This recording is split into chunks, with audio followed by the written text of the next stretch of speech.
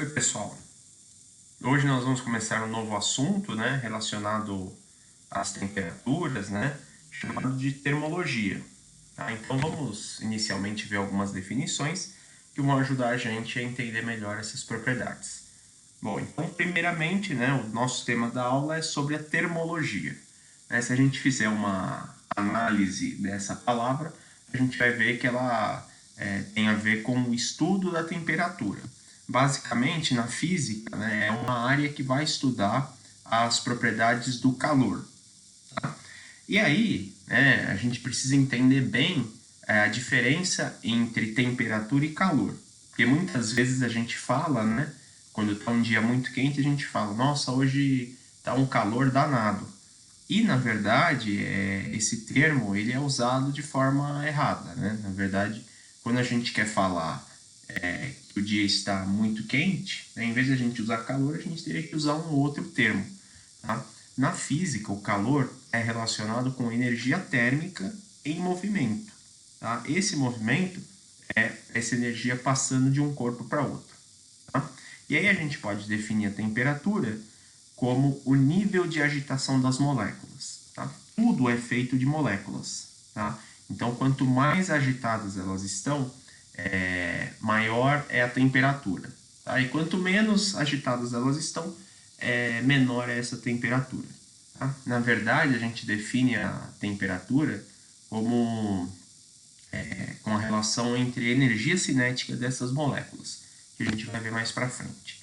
Tá? Então, é basicamente como se eu tivesse no ambiente, num corpo, em qualquer objeto que eu esteja estudando, eu tenho essas moléculas. Quanto mais agitadas elas estiverem, maior vai ser a temperatura que eu meço. Por quê? Porque quanto mais agitadas elas estão, mais energia elas têm e, consequentemente, mais calor elas vão transferir. Tá?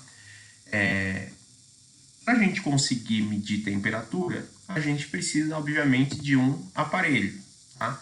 Que esse aparelho é o que a gente conhece como termômetro. Tá? Acontece que as temperaturas elas foram moldadas aí, digamos que em 3 escalas principais, e algumas são usadas no Brasil, algumas são usadas em outros países, por exemplo, Estados Unidos, e outras são usadas em medidas científicas. Tá? Então, qualquer escala de temperatura é usada, obviamente, para a gente representar o valor de temperatura. Tá? Como que são definidas essas escalas? E isso é importante para a gente conseguir entender lá na frente. Toda a temperatura ela vai ser definida pelo ponto de fusão do gelo, certo? Isso é, onde o gelo derrete, e pelo ponto de ebulição da água, onde a água vira vapor. Tá? Então, a escala Celsius, que é a escala que a gente mais utiliza, é uma escala simples, tá? E a gente sabe que a temperatura de fusão do gelo, ou seja, o gelo derrete a 0 grau e a água ferve a 100 graus. Então, esse aqui é o ponto de gelo, esse aqui é o ponto de ebulição, ou ponto de vapor também a gente pode chamar. Existe outra escala, essa escala é utilizada principalmente nos Estados Unidos, é a escala Fahrenheit. Tá? Ela tem o ponto de gelo da água a 32 Fahrenheit e o ponto de vapor a 212 Fahrenheit. A última escala mais utilizada, essa aqui, que é a escala do padrão internacional, é a escala Kelvin, que o ponto de gelo é 273 Kelvin e o ponto de vapor 373 Kelvin. Tá? O que a gente vai observar?